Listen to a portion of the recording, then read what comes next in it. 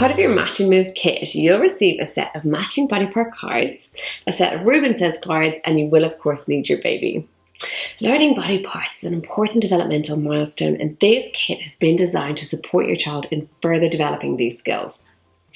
Matching activities are a great way to promote visual discrimination, and that's the ability to tell similarities and differences between symbols and objects. Children use matching skills to be able to tell whether a letter or a word is the same or different, and that's a really important early literacy skill. It's also a great way to be able to build the ability to identify relationships and patterns, and that's an important numeracy skill. Okay, so let's get started with the matching activity. Now, the most simplified version of this matching activity, and it very much depends on your child's developmental stage, is to maybe start out with 2 or 3 pairs where you want to put one row facing down and one row facing up. So we're going to mix them around, one row facing down, and you can flip them over one at a time. So just remember, you're going to name the body part as you flip it over. So for instance, hands. Baby's hands. Look, here's baby's hands. Where's your hands?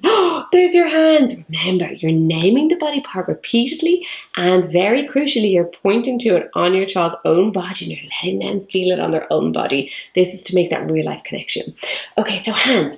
Can we find hands? Where's baby's hands? Now, if they find it straight away, that's great. They can click in together. And this is a lovely puzzle piece, so it's a great way to develop fine motor skills.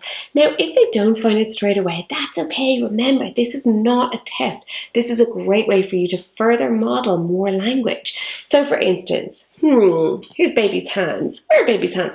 Are these baby's hands?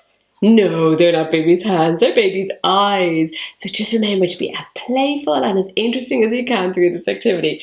They're baby's eyes. No, you're also modeling lovely negation. No, they are not baby's hands.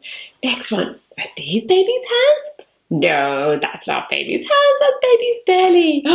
Here's baby's hands, and then you're clicking them back in together.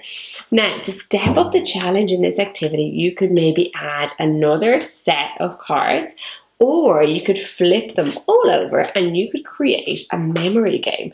And memory games are a great way to exercise working memory in children, all while developing the ability to understand and name these body parts. Games like Simon Says, or in this instance, Ruben Says, are a great way to help your child follow instructions in play, learn new vocabulary, develop expressive language skills, and of course increase body awareness as your child moves their body and imitates actions. So how do you play? Well, I recommend first really going through each of the cards with your child first. So for instance, touch your nose. Look, baby's touching her nose. Let's touch her nose. Touch my nose, you touch your nose. Let's touch baby's nose. So you're naming that body part all the time while you're doing the action. This is a lovely way to develop speech and language skills. Okay, so the most simplified version of this game would be to maybe just take one action at a time. Very much, again, depends on your child's developmental stage. So, for instance, we have one action. Okay, good, so let's touch our nose. Now, to increase the challenge a little bit of this activity, you could, of course, maybe add 2. These are puzzle pieces, again, so they can click into each other. So we can create a sequence of actions. Okay, so first, let's touch your nose, then clap your hands. Okay, ready, go. Touch your nose, clap your hands. And then you can really talk about what you did afterwards. What did we do? We touched our noses and then we clapped our hands. Let's see baby. Ready? Baby's going to touch her nose and then she's going to clap her hands. So the key is that there's lots of repetition. You're naming those body parts over and over again while you're doing the actions on you, on baby, and of course your child doing it to really help them learn those body parts on their own bodies.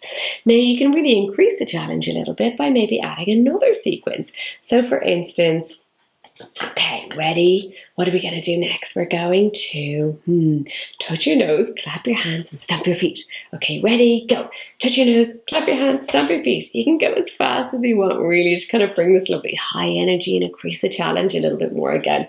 It very much depends on your child's ability level. You can modify this game to really suit your child's needs.